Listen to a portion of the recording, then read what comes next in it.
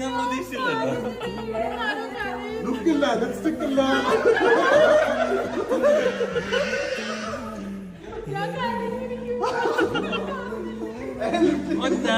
ഹരിക്കറിയായിരുന്നത്.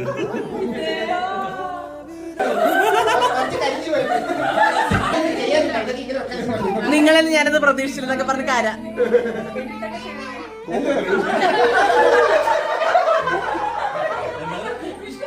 ഇതൊരുമാതിരി നടീനെ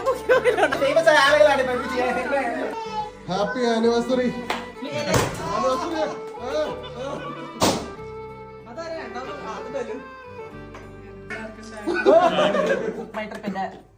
ഒരു ബഡ്ജറ്റ് 2 ലക്ഷം രൂപ.